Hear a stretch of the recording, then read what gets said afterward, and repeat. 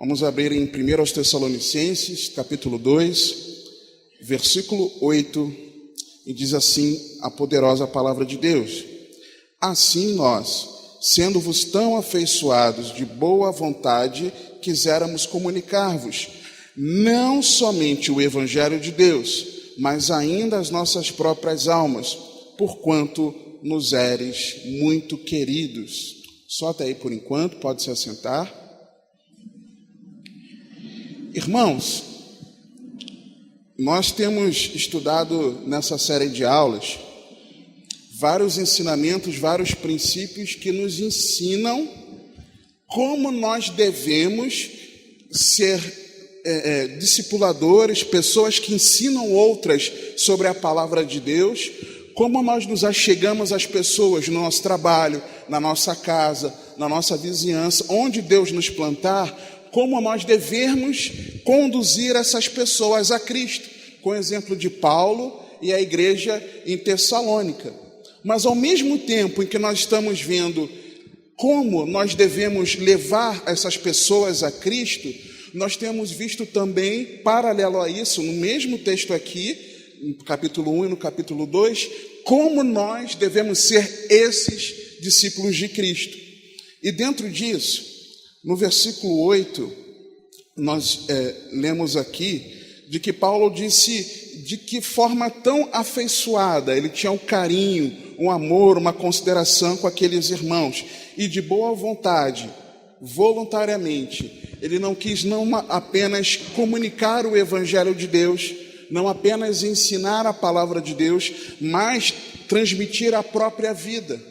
Então nós já aprendemos aqui, fica claro para nós, que você conduzir alguém a Cristo mostra que você leva a palavra de Deus e também você precisa ter um relacionamento com essa pessoa. É muito importante. Na última aula, nós estamos hoje na aula de número 9, na aula 8, nós vimos sobre o Evangelho de Deus. O que é o Evangelho de Deus? Nós vimos que o Evangelho é a boa notícia de que você pode viver sob um novo governo. É a boa notícia de que nós estamos sob nova direção. Não mais debaixo do domínio do pecado, mas hoje debaixo do governo do reino de Deus. Jesus, quando chega na nossa vida, quando nós compreendemos o Evangelho, a luz do Evangelho raia sobre nós, de verdade, então nós passamos a viver debaixo desse governo. Sob o novo governo, o reino de Deus, nós experimentamos 3 fases. Uma fase que aponta para o passado, a justificação, quando pela fé no sacrifício de Cristo Jesus, nós fomos justificados por Deus, Deus nos tornou sem culpa pelos nossos pecados, a cédula de dívida pelos nossos pecados foi rasgada pelo sacrifício de Cristo na cruz. Aponta também para o presente, uma segunda fase, é esse processo que nós estamos, a caminhada cristã, onde nós precisamos andar de forma digna do Evangelho, em santificação. E também aponta para o futuro, a esperança que nós temos, que esse corpo carnal vai ser transformado num corpo glorificado, à semelhança do corpo glorioso de Cristo, e que quando Ele retornar, nós iremos ao encontro dEle nos ares. Em nós, o novo governo acontece quando existe o quê? Arrependimento de pecados. Nós vimos alguns textos nos mostrando isso.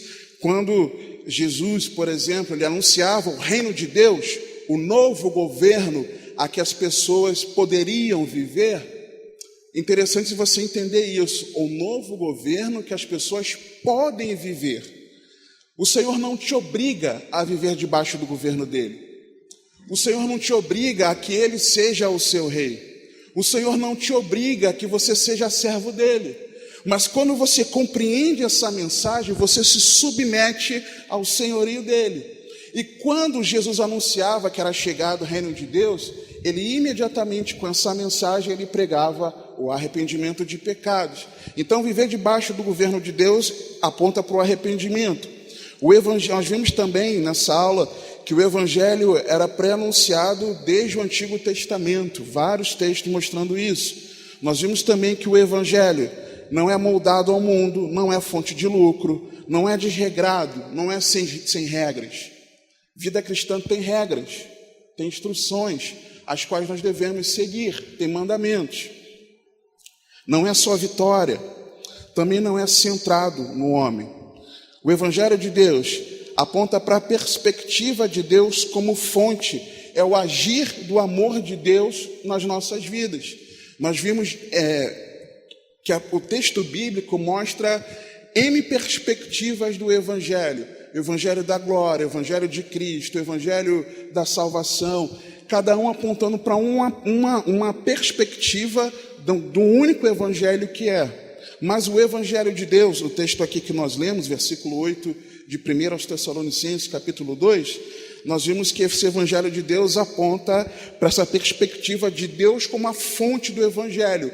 Um plano arquitetado, usar essa expressão é difícil para algumas pessoas, mas um plano estabelecido por Deus para que nós pudéssemos ter um relacionamento com Ele. É a boa nova desenhada e revelada por Deus sobre o que Ele tem feito para resgatar para si pecadores.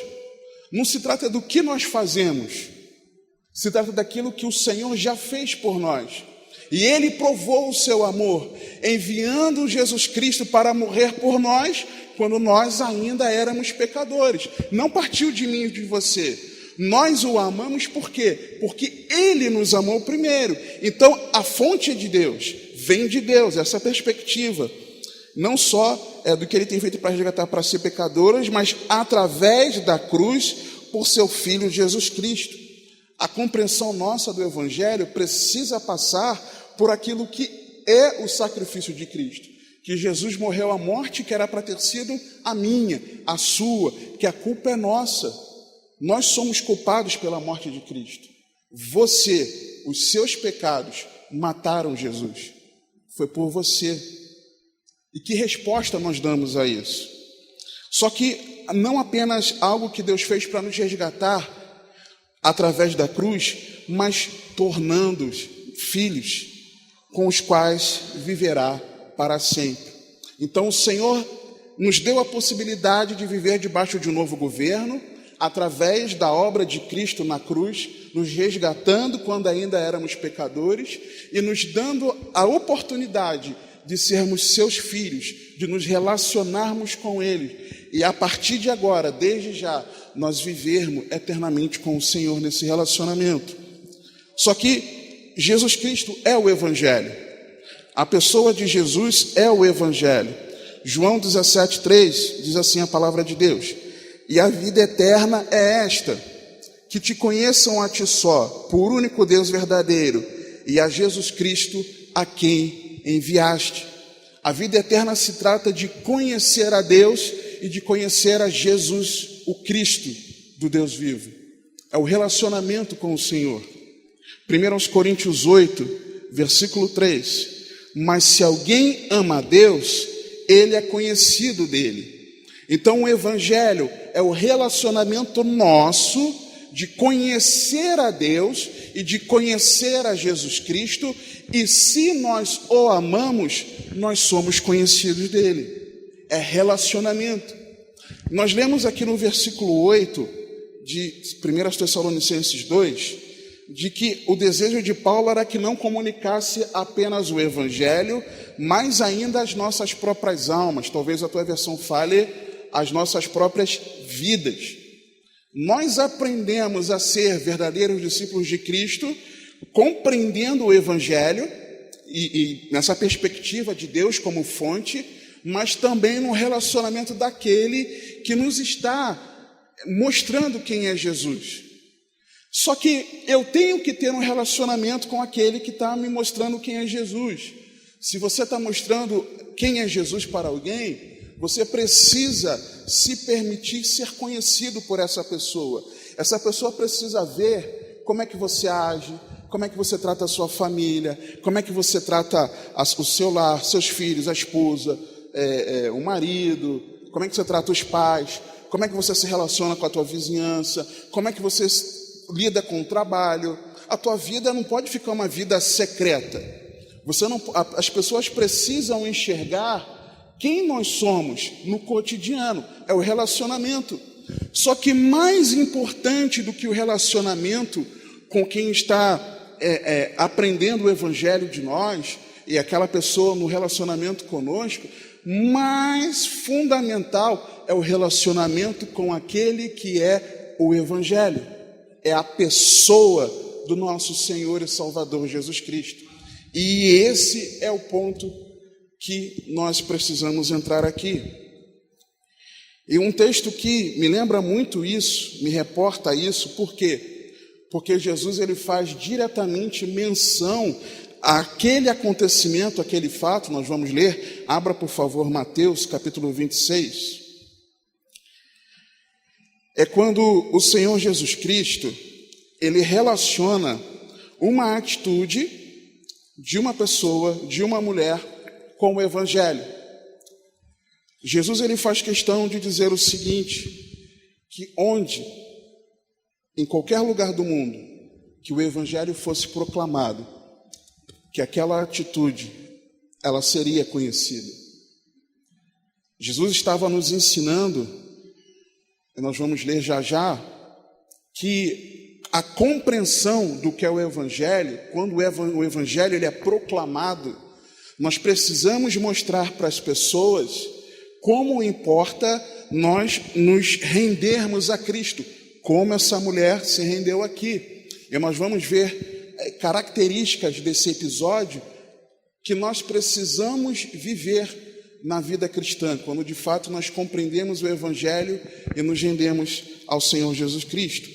Mateus 26, a partir do versículo 6, diz assim a palavra de Deus: E estando Jesus em Betânia, em casa de Simão, o leproso, aproximou-se dele uma mulher com um vaso de alabastro, com unguento de grande valor, e derramou-lhe sobre a cabeça, quando ele estava assentado à mesa. E os seus discípulos, vendo isto, indignaram-se, dizendo: Por que é este desperdício? Pois este unguento podia vender-se por grande preço e dar-se o dinheiro aos pobres. Jesus, porém, conhecendo isto, disse-lhes: Por que afligis esta mulher? Pois praticou uma boa ação para comigo. Porquanto sempre tendes convosco os pobres, mas a mim não me haveis de ter sempre. Ora, derramando ela este unguento sobre o meu corpo, fê-lo preparando-me para o meu sepultamento. Em verdade vos digo que, onde quer que este evangelho for pregado, em todo o mundo, também será referido o que ela fez para a memória sua.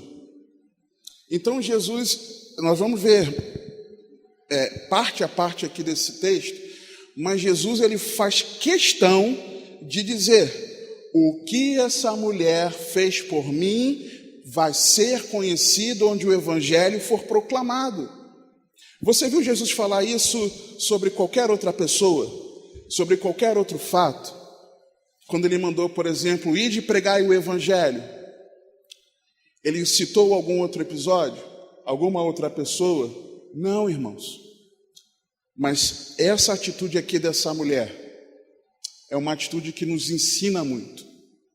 Que nos ensina muito como nós devemos viver o evangelho. E o tema dessa aula é exatamente esse: vivendo o evangelho. Nós aprendemos aqui, ao menos, eu consegui enxergar aqui 10 ensinamentos para a nossa vida, de que quando nós de fato compreendemos o evangelho, nós então vivemos isso aqui. Mas eu quero mostrar para você algo interessante. Vá para João, por favor. Já vamos retornar aqui para Mateus 26. João no capítulo 12.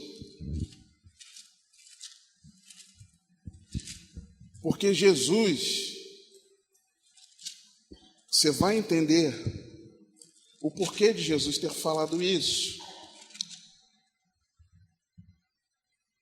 Versículo de número 1. Diz assim a palavra de Deus: Foi, pois, Jesus 6 dias antes da Páscoa a Betânia, onde estava Lázaro que falecera e a quem ressuscitara dentre os mortos. Fizeram-lhe, pois, ali uma ceia, e Marta servia. Ministério de Marta, né? Servir. E Lázaro era um dos que estavam à mesa com ele. Estar à mesa é coisa do amigo, né? Lázaro amigo, estava à mesa. Então Maria, tomando um arrátel de unguento de nardo puro, de muito preço, ungiu os pés de Jesus, e enxugou-lhe os pés com os seus cabelos, e encheu-se a casa do cheiro do unguento. Então um dos seus discípulos, Judas Iscariote, filho de Simão, o que havia de traí-lo, disse: por que não se vendeu este unguento por 300 dinheiros? E aqui especifica, né, quanto que valia. 300 denários, o equivalente a 300 dias de trabalho, o equivalente a 1 ano de trabalho, foi o que aquela mulher derramou diante do Senhor. Ora, ele disse isto não pelo cuidado que tivesse dos pobres, mas porque era ladrão e tinha bolsa e tirava o que ali se lançava. Disse, pois, Jesus: deixai-a para o dia da minha sepultura, guardou isto, porque os pobres sempre os tendes convosco, mas a mim nem sempre me tendes. Um texto falando sobre o mesmo episódio, mas numa outra perspectiva. E João diz aqui: quem é essa mulher? Quem é essa mulher? Marta servia, Lázaro era o amigo que estava à mesa. Qual era o lugar de Maria? Aos pés do Senhor Jesus. Então, a mulher que nós vimos em Mateus 26, vamos ver 10 princípios ali importantes, era Maria, a mulher que vivia aos pés de Jesus. Então, amados irmãos, a nossa compreensão do que é o Evangelho, de compreender que nós podemos viver debaixo de um novo governo, não debaixo do governo do pecado, mas debaixo do governo de Deus, mostra para mim e para você que o nosso lugar, o nosso papel é diariamente nós estarmos aos pés de Cristo Jesus. Isso é viver o Evangelho. A vida eterna é essa: conhecer a Deus como único, ao Ti como único Deus verdadeiro, e a Jesus Cristo a quem enviaste. É relacionamento com Deus, é estar aos pés do Senhor Jesus, é todo dia nós nos rendermos ao Senhor, compreendendo que nada somos, é todo dia diante do Senhor o nosso coração estar quebrantado diante dEle, é todo dia nós reconhecemos que Ele é o nosso Senhor e nós somos seus servos, é diariamente ter uma vida devocional de entrega, de busca do Senhor, aos pés do Senhor. Marta servia, nós servimos muitas vezes. Eu estou aqui servindo. Lázaro era amigo, estava à mesa. Muitas vezes nós somos amigos do Evangelho. Mas será que nós estamos aos pés de Jesus Cristo? Porque Jesus não falou: onde esse Evangelho for pregado, que seja conhecido que Lázaro, que eu ressuscitei, estava sentado comigo na mesa. Não. Onde for pregado esse Evangelho, que o serviço de Marta seja conhecido. Não, irmãos. É o estar aos pés de Jesus que está atrelado à nossa correta compreensão do que é o Evangelho. Você entende isso? E voltando para Mateus 26, nós vamos ver aqui alguns princípios na palavra que nos apontam aspectos, princípios do Evangelho. O primeiro deles, no versículo de número 6, a palavra diz o seguinte: e estando Jesus em Betânia, em casa de Simão, o leproso. O que nós vemos aqui? O primeiro princípio. A palavra de Deus diz que Jesus estava na casa de Simão leproso. Numa casa. Numa casa. E naquela casa, nós vemos em outros textos paralelos, mostrando aqui esse episódio, por exemplo, o texto que nós lemos que aquele homem, Simão, o leproso, ele não estava sozinho. Ele recebia pessoas. Tinha gente na casa dele. Quando eu enxergo isso aqui, eu consigo enxergar, amados, que o Evangelho aponta para a vida comum, cotidiano. Jesus, ele precisa fazer parte do nosso cotidiano. Onde aquela mulher exerceu aquela atitude para com o Senhor? na casa de alguém. Nós não podemos dizer que era a casa dos irmãos, porque a Bíblia não diz isso, mas os irmãos estavam naquela casa que era na cidade, que era a cidade deles. Era a casa de Simão, leproso. Mas eles estavam ali, amigos, convidados. Jesus, ele precisa fazer parte do nosso cotidiano.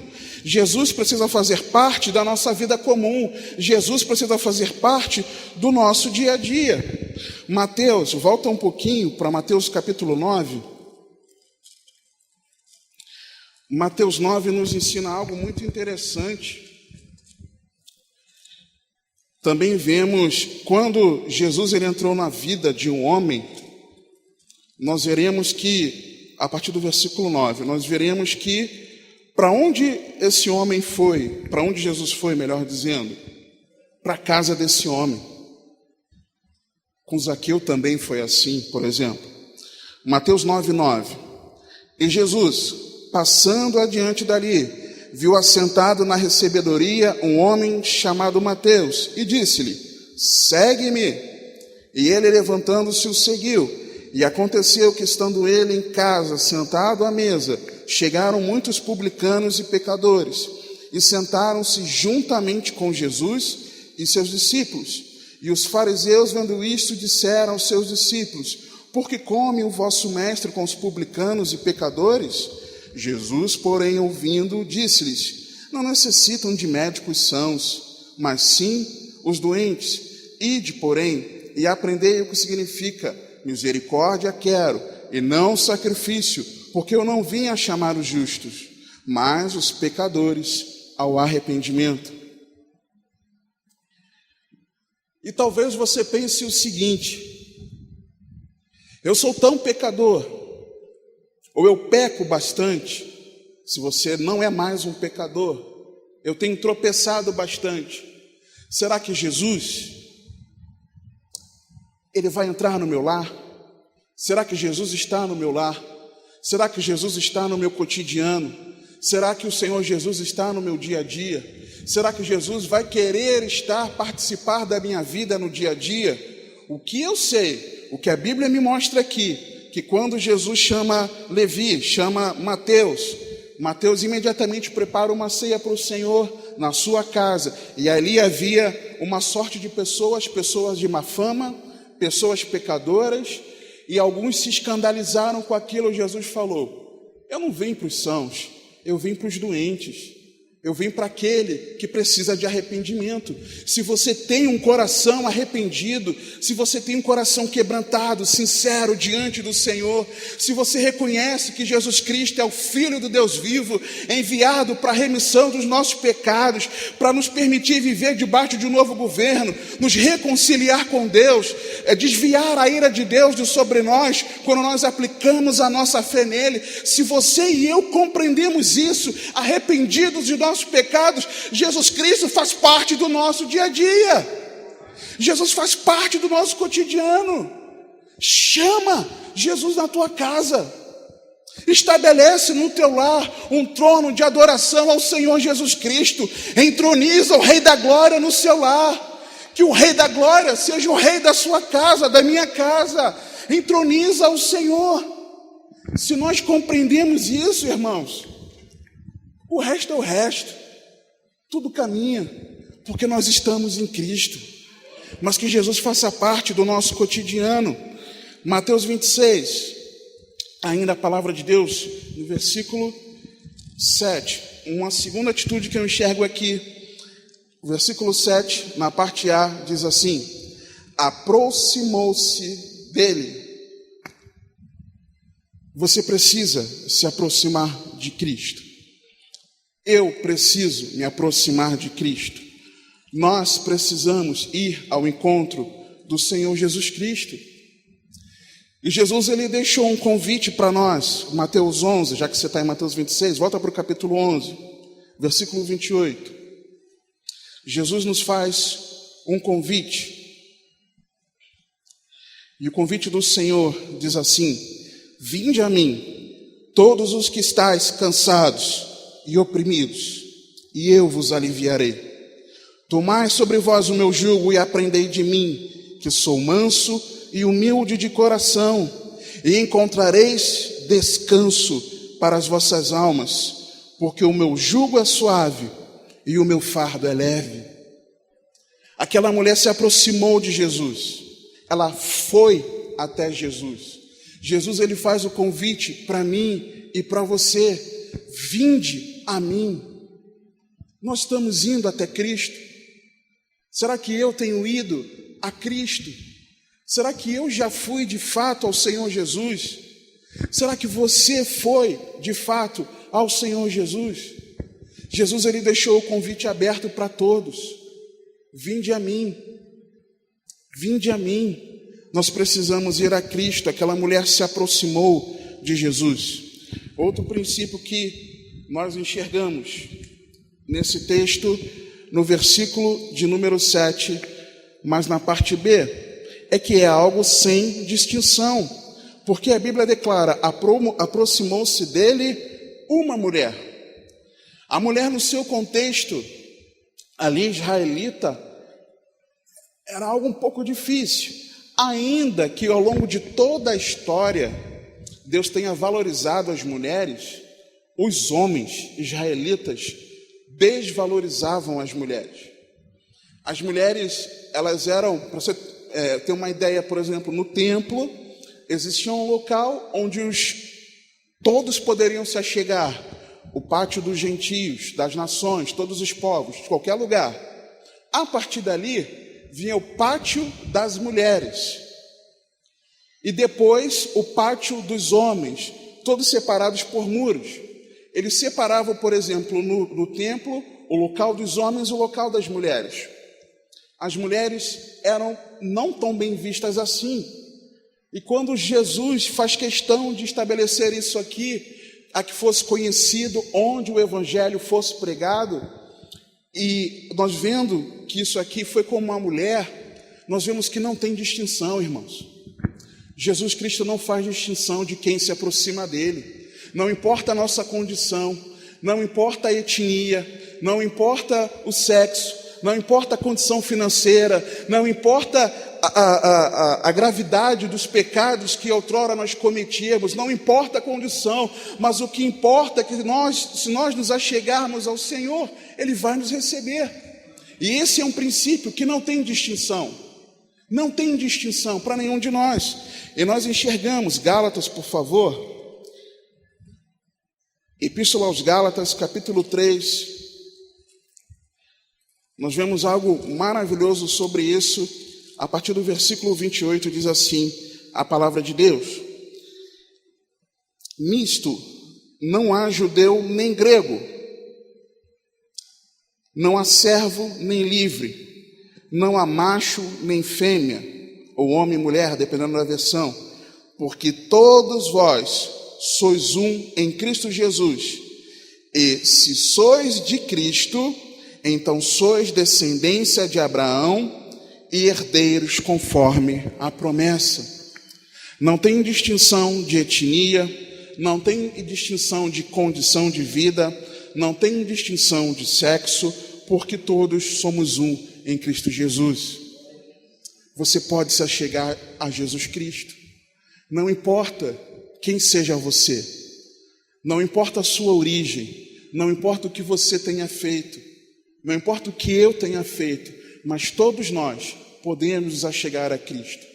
Não importa o tempo de vida eclesiástica que você e eu tenhamos, não importa o tempo de caminhada, entre aspas, cristã, de caminhada evangélica, mas se nós nos achegarmos ao Senhor Jesus com um coração sincero, compreendendo a obra dele na cruz, ele vai nos receber, amados.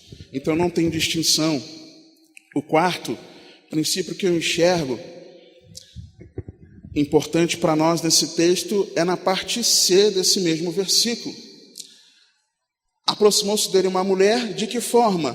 Com um vaso de alabastro, com unguento de grande valor.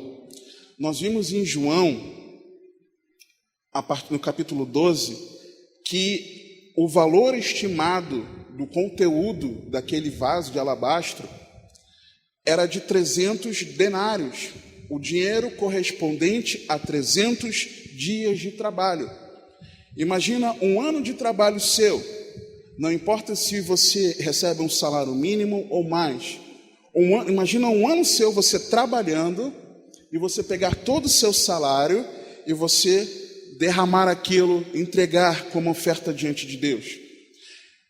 E o salário você usa para a tua sobrevivência, para você pagar suas contas, para você fazer compras da sua casa, para você contribuir no reino, na obra de Deus, para você projetar algo que você tem, um plano na sua vida, na sua casa, na sua família. Mas imagina um ano, uma viagem, o que for.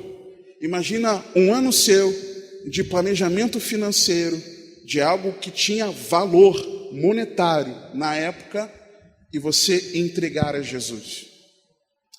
Aquela mulher reconhecia que o que tinha mais precioso não era aquele unguento de nardo puro num vaso de alabastro. Não era aquilo que era mais precioso, mas ela reconheceu que a verdadeira preciosidade está em Cristo Jesus. E quando eu tenho essa compreensão, e você tem, de que foi com precioso sangue que Ele nos comprou de volta para Deus, nós entendemos melhor isso. Abra 1 Pedro, capítulo 1. 1 Pedro, capítulo 1, versículo de número 18, diz assim a poderosa palavra de Deus: sabendo que não foi com coisas corruptíveis, como prata ou ouro, ou nardo puro, que fostes resgatados da vossa vã maneira de viver, que por tradição recebeste dos vossos pais, mas com o precioso sangue de Cristo, como de um cordeiro imaculado e incontaminado.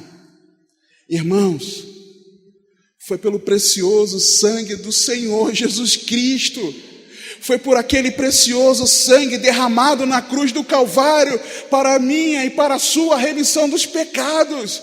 Foi o sangue mais precioso de todo o universo, o sangue do Senhor Jesus. Foi por esse precioso sangue que o Senhor nos resgatou. O que mais pode ser mais precioso? O que na nossa vida pode ser mais precioso? Nem a nossa família, nem nossos filhos, nem nossos cônjuges, nem o nosso trabalho, nem a nossa congregação, nem os nossos irmãos em Cristo. Nada é mais precioso na minha e na tua vida do que o próprio Senhor. E por isso que Ele precisa ser a prioridade da nossa vida. Aquela mulher estava reconhecendo que Jesus era a prioridade da vida dela. Jesus é a nossa prioridade, amados. De verdade. Porque eu olho por mim. Às vezes eu tenho vergonha de mim, irmãos. Porque às vezes minhas atitudes mostram que Jesus não está sendo a prioridade na minha vida. Porque minha vida começa a girar em torno de outras coisas, que não o Senhor. Será que de fato eu compreendi o Evangelho? Jesus é o que é de mais precioso. Não há nenhum projeto seu, não há nada na sua vida, nada que o próprio Deus tenha te dado, nada pode ser de mais precioso do que o próprio Senhor. Nós muitas vezes perguntamos nas ruas, para as pessoas que a gente aborda, vários irmãos perguntam: quem é Jesus para você? Jesus é tudo para mim. E o que significa esse tudo para você? Ele é tudo, porque Ele é isso, é aquilo outro. Tá, mas o que de mais importante Jesus fez para você? Jesus me deu um emprego novo, Jesus me curou da enfermidade, Jesus me deu uma família, Jesus restaurou meu casamento, e Jesus fez isso, e Jesus fez aquilo, e Jesus fez aquilo. E cadê a salvação, irmãos? Será que de fato nós compreendemos que Jesus é o de mais precioso na nossa vida? Nós precisamos absorver, entender isso aqui. Voltando para Mateus 26, o quinto princípio que eu enxergo ainda no versículo 7 é de que foi uma rendição total. Foi uma entrega total daquela mulher. E aproximou-se dele uma mulher com um vaso de alabastro, com um unguento de grande valor, e derramou-lhe sobre a cabeça. Ela não pegou um pouco do nardo e borrifou no Senhor Jesus, como muitas vezes você deve borrifar o seu perfume. Ou se você não borrifa, você bota um pouquinho na mão e passa em partes do seu corpo. Não foi assim que ela fez. Botou um pouquinho na mão e botou um pouquinho no Senhor Jesus. Borrifou um pouquinho no Senhor Jesus. Não foi. A Bíblia não fala que nem foi a metade. A Bíblia não fala nem que foi quase tudo. A Bíblia fala que ela derramou sobre o Senhor. Será que nós temos derramado a nossa vida diante de Cristo? Será que nós temos de fato tido uma entrega total, absoluta e irrestrita diante do Senhor? Será que é algo total e absoluto nas nossas vidas? Eu vejo um camarada, por exemplo, Paulo, nós vamos ver em Filipenses, alguém que tinha coisas muito célebres, renomadas, valorizadas daquela sociedade, naquele contexto que ele vivia, mas ele declara que, eu nem liguei para isso, eu estava recebendo a Cristo, como é que eu vou me importar com as outras coisas? Filipenses capítulo 3, nós veremos Paulo ele exemplificando como essa rendição ela deve acontecer. Filipenses no capítulo 3, a partir do versículo 2, diz assim a palavra de Deus. É a partir do versículo 1, né? Finalmente, irmãos meus, regozijai-vos no Senhor. Não me aborreço de escrever-vos as mesmas coisas, e é segurança para vós. Parênteses. Por que se prega e se ensina as mesmas coisas? Porque é segurança vossa. Amém? Versículo 2. Guardai-vos dos cães, guardai-vos dos maus obreiros, guardai-vos da cortadura, porque a circuncisão somos nós, que servimos a Deus em espírito, e nos gloriamos em Jesus Cristo, e não confiamos na carne, ainda que também podia confiar na carne. Se algum outro cuida que pode confiar na carne, ainda mais eu. Aí ele começa. Quem era eu? Circuncidado ao 8º dia, da linhagem de Israel, da tribo de Benjamim, hebreu de hebreus, segundo a lei, fui fariseu, segundo o zelo, perseguidor da igreja, segundo a justiça que há na lei, irrepreensível.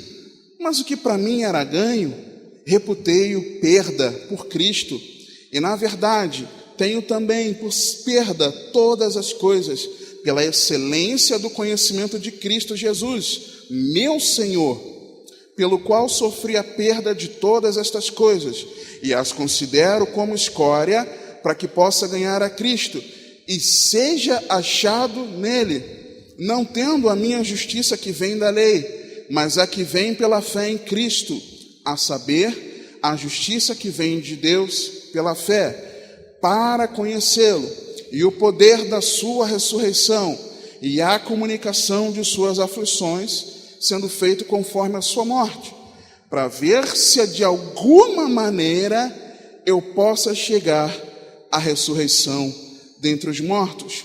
Não que já tenha alcançado, ou que já seja perfeito, mas prossigo para alcançar aquilo para o que fui também preso por Cristo Jesus.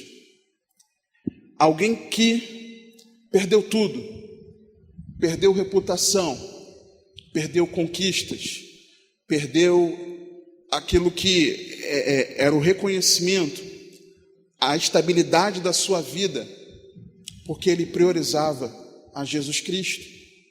É um exemplo de uma entrega total. E não que por ele ter feito isso, deixado tudo de lado, por amor a Cristo, Paulo se considerava alguém. Mas Paulo declarava aqui, versículo 11, para ver se de alguma maneira eu chego à ressurreição, para ver se naquele grande dia Jesus vai me resgatar. Olha, não que eu já tenha alcançado, eu não acho que eu alcancei, mas eu sigo em frente, buscando permanecer firmado em Cristo Jesus. O que será que você negou da sua vida por Jesus? O que será que você abriu mão da sua vida por Jesus Cristo? Onde você se negou por Jesus? Será que você tomou a sua cruz, negou a si mesmo e seguiu a Cristo? Nós vimos aqui o exemplo de alguém que fez isso. Aquela mulher derramou tudo sobre Cristo, o que era de mais precioso. Você entregou tudo o que era de precioso para a sua vida? Ou será que você ama mais a sua família, a sua esposa, o seu marido, seus filhos, seus pais, do que a Cristo? Se você faz isso, se eu faço isso, nós não somos dignos do Senhor. Mas a nossa entrega a Jesus Cristo precisa ser uma entrega total, irmãos. Sexto princípio que eu enxergo aqui, ainda no versículo 7, na parte E. Aproximou-se dele uma mulher com um vaso de alabastro, com unguento de grande valor, e derramou-lhe sobre a cabeça, quando ele estava assentado à mesa. E que momento que aquela mulher, ela teve essa atitude de rendição a Cristo? Quando Jesus estava ali acessível. Não era quando Jesus estava cercado pela multidão, trilhando pelo caminho, mas foi no momento em que Jesus estava assentado, quando Jesus estava acessível ali. Nós compreendemos que Jesus ele está acessível a mim e a você? Será que nós compreendemos que a salvação em Cristo Jesus, ela está disponível para todo aquele que nele crê? Será que nós compreendemos que viver em Cristo está disponível para todos nós, quando nós de fato nós nos rendemos a Cristo? Ele é acessível a mim e a você? Ou será que nós achamos que o Evangelho é para aquele que conhece mais a palavra, é para aquele que tem mais tempo de caminhada, é aquele que foi criado no contexto eclesiástico, no contexto da igreja? Ou será que nós entendemos de fato que Jesus está acessível a mim e a você? Jesus está ocupado? Está sempre trabalhando, está lá intercedendo junto ao Pai por mim e você. Jesus está sempre falando aos corações, chamando a arrependimento por meio do seu Espírito. Com certeza, Jesus não está dormindo, descansando, mas não é por conta disso que ele está ocupado, que não possa ouvir o clamor de um coração quebrantado e contrito a ele. Jesus te ouve. Se você agora aí do seu lugar, você inclinar sua cabeça, fechar os seus olhos, e você começar a falar com o Senhor, nessa mesma hora o Senhor Jesus vai te ouvir. Se o teu irmão ao lado, se a pessoa ao seu lado, na outra fileira, atrás de você, na sua frente, fizer a mesma coisa, Jesus vai ouvir da mesma forma, individualmente, cada um de nós. Jesus está acessível a cada um de nós. Ele não está ocupado para que ele não possa nos receber, para que ele não possa nos atender. No momento que nós nos achegarmos a ele com o coração quebrantado, rendido a ele, ele vai nos ouvir. E eu me lembro, vendo aqui desse texto, na parte E, quando ele estava assentado à mesa, eu me lembro de uma mulher, uma outra mulher, quando Jesus, cansado, também se assentou. João capítulo 4. Interessante o texto dizer, mostrar aqui era a humanidade de Cristo. O Verbo encarnou e habitou entre nós, então ele passava as questões pelas quais nós passávamos. A partir do versículo 6 de João 4, diz assim a palavra de Deus: e estava ali a fonte de João 4, a partir do 6. Estava ali a fonte de Jacó. Jesus, pois, cansado do caminho. Irmãos, se Jesus cansou na carne aqui, encarnado ainda, nesse corpo carnal, não num corpo glorificado, se Jesus cansa no caminho, será que você e eu não cansamos? E aí, vou espiritualizar, não no caminho, no trajeto do dia a dia, do cotidiano, mas na caminhada cristã. Nós cansamos também. Nós cansamos também. Tem hora que a gente não está bem. Tem hora que a gente está precisando de ajuda, de uma conversa, de um apoio, de oração. Mas ainda que talvez você não se abra. Estava conversando com o Guilherme antes do culto começar, o Guilherme comentando sobre algo que Rosana ontem pregou, falando sobre a importância da leitura da alma da pessoa, né? De você, na congregação, você discernir como é que está o teu irmão. E o Guilherme comentava isso, de que o encontro no lar é algo muito propício, porque ali os irmãos vão mais desarmados, não está mais com aquele... Eu até comentei, não está naquele contexto formal da liturgia do culto, está mais à vontade, não está no galpão, mas está na casa do irmão, e aí se desarma um pouco. Mas ainda que ninguém perceba que você está cansado, e eu discerno que o Senhor está querendo falar isso agora, e ainda que ninguém compreenda, faça a leitura da sua alma, o que você está passando. O Espírito de Deus te conhece, te sonda, e Jesus Cristo fala para você: vinde a mim, todos vós que estáis cansados e oprimidos, e eu vos aliviarei. Jesus tem alívio para você quando você está cansado no caminho.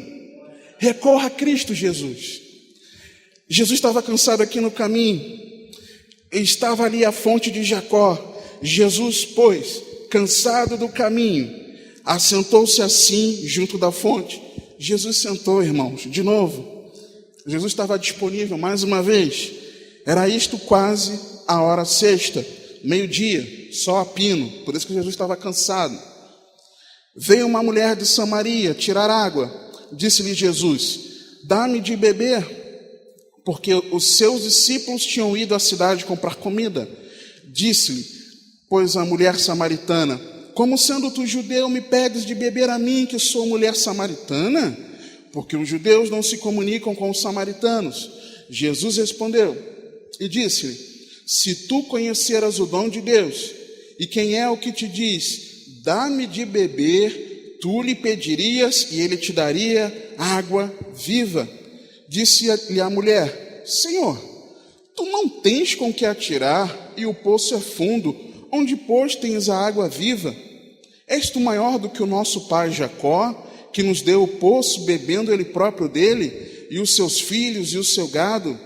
Jesus respondeu-lhe e disse-lhe: qualquer que beber desta água tornará a ter sede, mas aquele que beber da água que eu lhe der nunca terá sede, porque a água que eu lhe der se fará nele uma fonte de água que salte para a vida eterna. Jesus está acessível para fazer jorrar de você fonte de água viva. Jesus está acessível. Jesus está assentado, ou à mesa, ou à beira do poço, mas esperando que você vá até Ele. Jesus está me esperando. Nós precisamos entender que Jesus é acessível. Um outro princípio, sétimo, nós vemos no versículo 10, na parte B, que a vida cristã é em atitudes práticas. Por quê? Jesus diz assim, no versículo 10, Jesus, porém, conhecendo isto, disse-lhes, conhecendo o quê? Que eles estavam murmurando, reclamando, condenando que aquela mulher tinha gastado um dinheiro equivalente a um ano, praticamente, de trabalho. puxado por Judas, Pedro também se deixou levar, e alguns outros. Ele diz assim: por que afligis esta mulher? Pois praticou uma boa ação para comigo. Outras versões e textos correlatos dizem: porque fez boa obra para comigo. Vida cristã é em atitudes práticas, irmãos. Vida cristã não é discurso. Vida cristã não é falatório. Fala menos e vive mais. Eu oro. Ore e para de falar que você ora, a não ser que você esteja pregando alguma coisa, ensinando, sendo exemplo no teu cotidiano, mas não para você dizer que faz.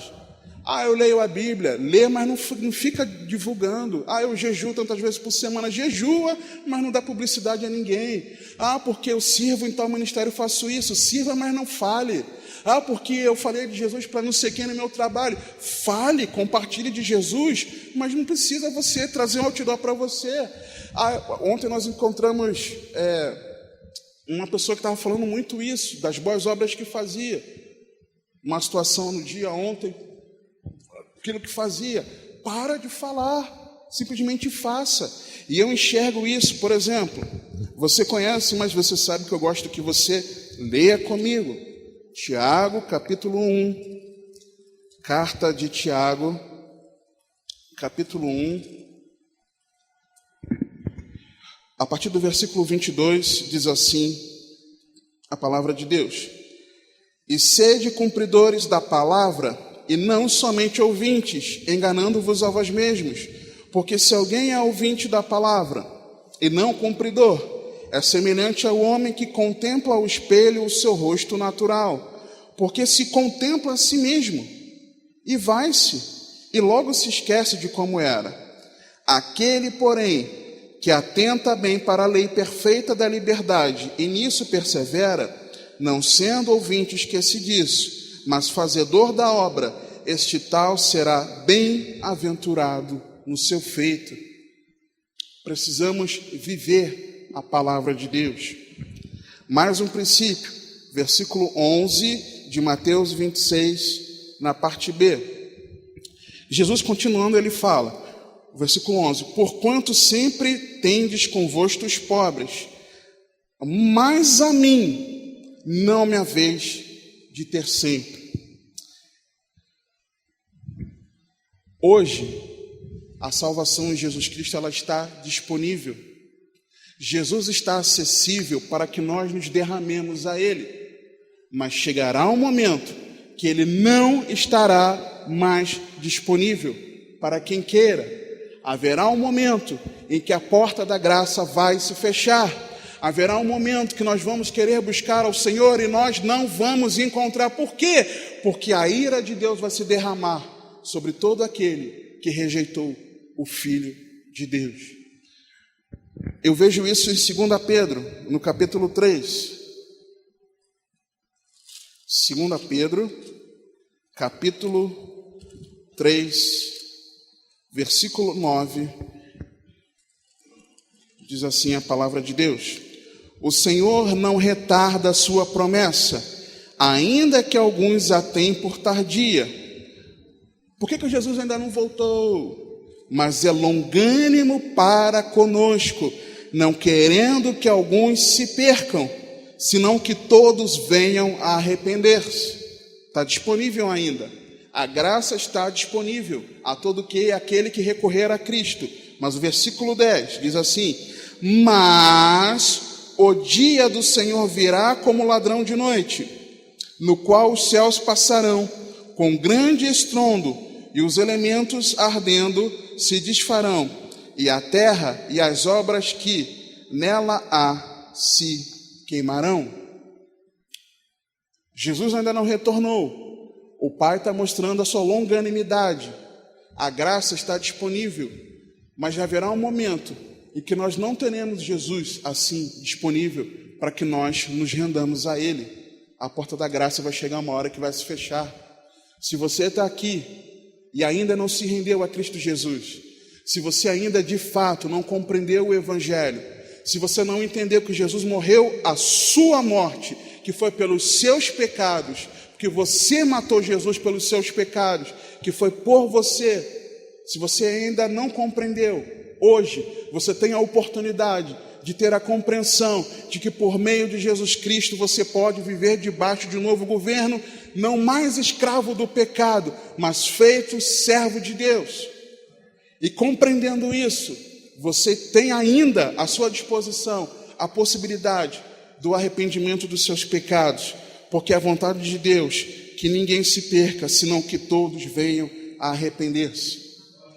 Mas ainda que Jesus não retorne hoje, e por aquilo que a Bíblia mostra, não é hoje que ele retorna.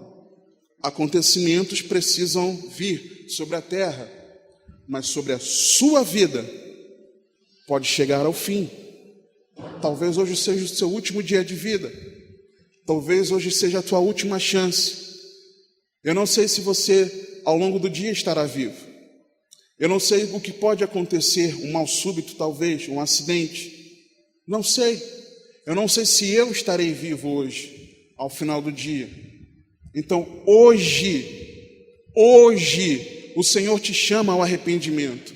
Hoje, o Senhor nos chama a nos rendermos a Ele. Hoje, nós temos à nossa disposição a oportunidade de nos rendermos a Cristo.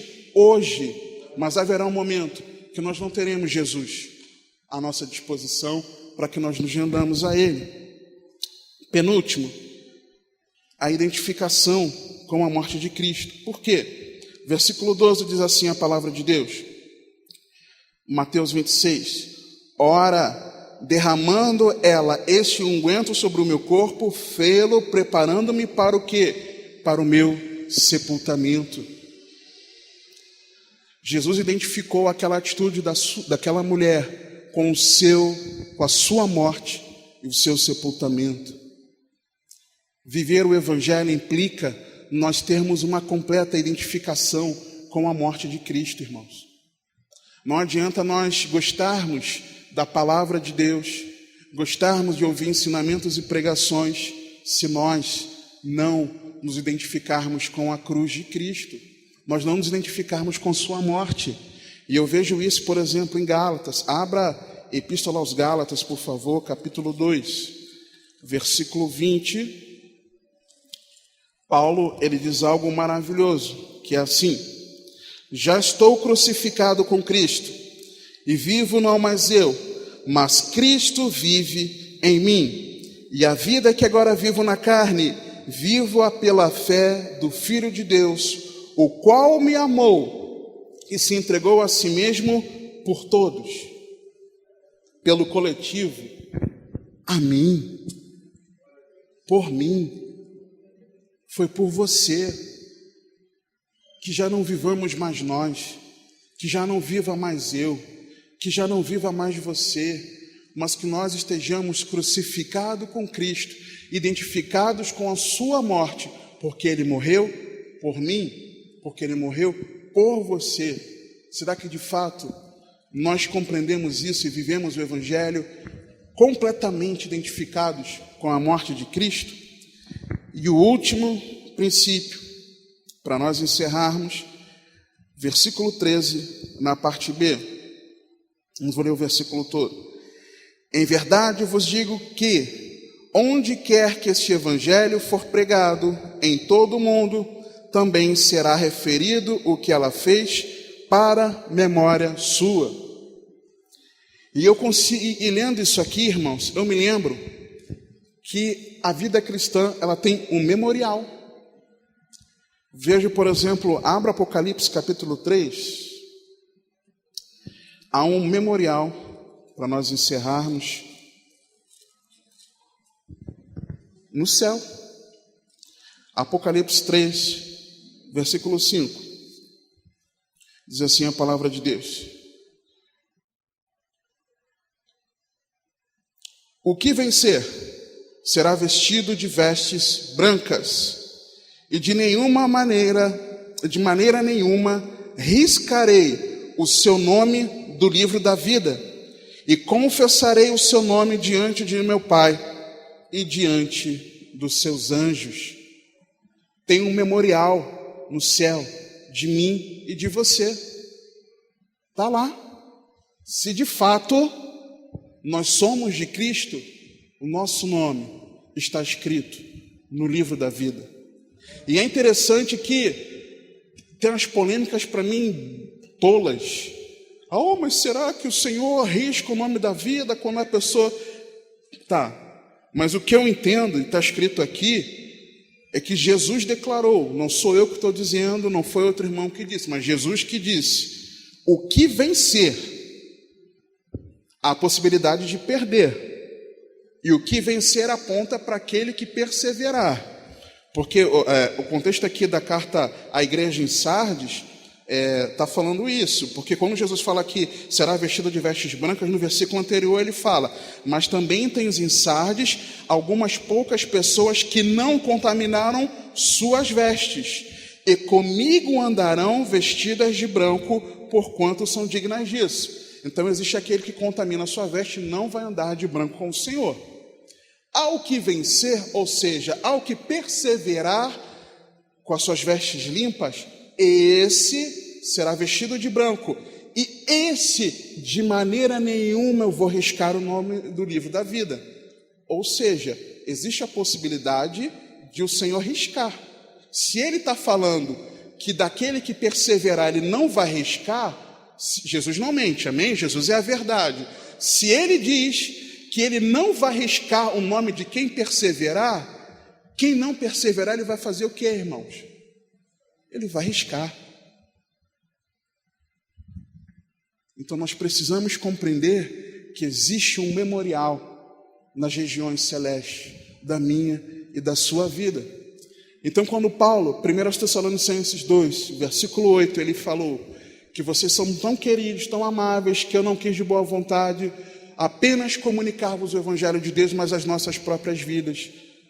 Importa que nós conheçamos e compreendamos o Evangelho, importa que nós nos relacionemos com os nossos irmãos, aqueles que estão compartilhando a palavra, mas importa que nós tenhamos as atitudes dessa mulher, de Maria, que vivia aos pés do Senhor Jesus, num relacionamento pessoal com Cristo. Amém? Vamos orar? Pai amado, nós te damos graças pelo privilégio de ouvirmos a tua voz, a tua santa palavra. Te agradecemos porque o Senhor tem nos ensinado, o Senhor tem nos feito compreender que o Evangelho é algo sério, não é algo vão, não é fútil, não é algo de boca, de lábios, mas é de todo o coração, alma, entendimento e força, porque foi algo que o Senhor realizou por nós, nos amando primeiro, quando nós ainda éramos pecadores. O Senhor nos ajuda a compreender o Evangelho de fato, e a compreender que a vida eterna é te conhecer como Deus único e verdadeiro, e conhecer a Cristo Jesus, o nosso Senhor e Salvador. Que nós compreendamos que é necessário um relacionamento com Jesus, que é necessário viver contigo, que é necessário, Pai, nós compreendermos que dia a dia nós precisamos estar na tua presença. Nos ajuda, Pai, a ter atitude como aquela mulher teve. Nos ajuda a compreender que o Senhor precisa estar no nosso cotidiano, na nossa casa. Nos ajuda a compreender que devemos nos aproximar de Ti, nos achegar a Ti. Nos ajuda a compreender que não tem distinção, Pai. Não importa quem somos, o que fizemos, de onde viemos. Não há distinção para aqueles que se achegam a Ti. Nos ajuda a compreender aquilo que é prioridade, o que é mais precioso. Porque nós fomos comprados por um precioso sangue derramado na cruz. Nos ajuda a entender que a entrega, a disposição, ela precisa ser total, Pai, total diante de Ti. Nos ajuda a compreender como Te servir, ó Pai. Nos ajuda a compreender que nós precisamos, de fato, de verdade, nos identificar contigo. Nos ajuda a compreender que o Senhor está acessível, disponível, Senhor, para que nós possamos te buscar e nos rendermos a Ti. Mas que nós tenhamos vigilância, Pai, em compreender e saber que uma hora a porta da graça, ela vai se fechar sim, Pai. Nos ajuda a nos identificar completamente com a morte do Teu Filho Jesus. Nos ajuda, Pai, a de fato saber que existe um memorial registrado nos céus das nossas vidas, que nós possamos não apenas compreender o Evangelho, mas vivê-lo em fidelidade e em amor, num relacionamento pessoal com aquele que é o Evangelho de Deus, o nosso Senhor e Salvador Jesus Cristo. Assim nós oramos, Pai, gratos a Ti, em nome de Jesus, porque somente a Ti, Pai, seja toda glória, honra e louvor para sempre. Amém.